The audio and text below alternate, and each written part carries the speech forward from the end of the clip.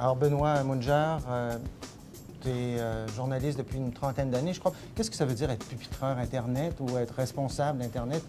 Que fais-tu? C'est un travail qui s'apparente beaucoup au travail de pupitreur traditionnel, à l'exception que c'est un travail qui se fait plus en temps réel. C'est-à-dire que pour un journaliste, c'est quelque chose de fascinant de pouvoir produire du contenu et le diffuser presque à l'instant où il est produit. Alors, ça implique, par exemple, de gérer tout ce qui concerne les commentaires et le contenu qui vient de nos lecteurs.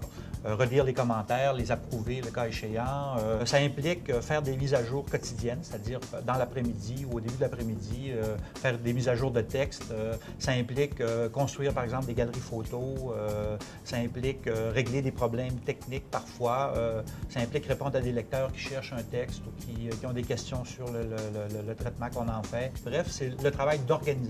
C'est l'autre côté de la médaille, si on veut, du produit final, mais c'est un côté qui est aussi important que la cueillette d'informations et que la création du contenu comme tel. Qu'est-ce qui fait que c'est si excitant? Comment tu décrirais toi-même cette période de grande transformation? Ce qui est excitant, c'est que c'est un nouveau médium, c'est une nouvelle manière de diffuser l'information. Il faut comprendre que les journalistes ont des méthodes de travail qui sont issues des médias traditionnels. Par exemple, en presse écrite, on fonctionne traditionnellement sur un paradigme de temps qui est fixe. Alors, on publie un journal à telle heure, il est distribué à telle heure. Donc, tout le travail se fait en fonction de cette diffusion-là. Sur le web, on perd cette marque-là. Donc, pour les journalistes, c'est vraiment quelque chose d'important parce que ça a des implications sur tout le processus de fabrication de l'information. L'autre changement aussi, en tout cas en ce qui concerne les journalistes du devoir, c'est l'idée que le contenu du devoir, c'est du contenu du devoir, peu importe la manière dont il est distribué. Actuellement, on fonctionne en fonction du contenu du devoir comme étant le contenu d'un journal et même jusqu'à tout récemment, le site web reflétait en fait cette règle-là. C'était pas un média en soi. Non, voilà. C'est une reproduction, si on veut, du journal en ligne.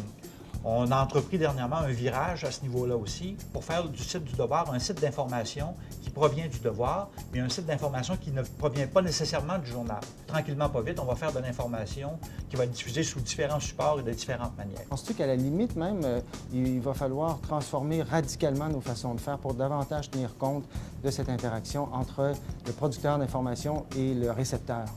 Ce que ça fait de mettre du contenu en ligne, ce que les nouvelles technologies ont fait dans notre métier, c'est de prendre une partie du pouvoir qu'on exerçait jusqu'à maintenant puis de le transférer au lecteur. Et l'utilisateur l'utilise. Le lecteur utilise ce pouvoir-là. Donc, il va falloir, les journalistes et les gens qui travaillent dans les salles de rédaction, s'habituer à ce que le lecteur soit de plus en plus présent. On a des lecteurs qui sont intelligents, qui lisent, qui sont cultivés, donc qui ont des choses à apporter et au devoir et aux autres lecteurs du devoir.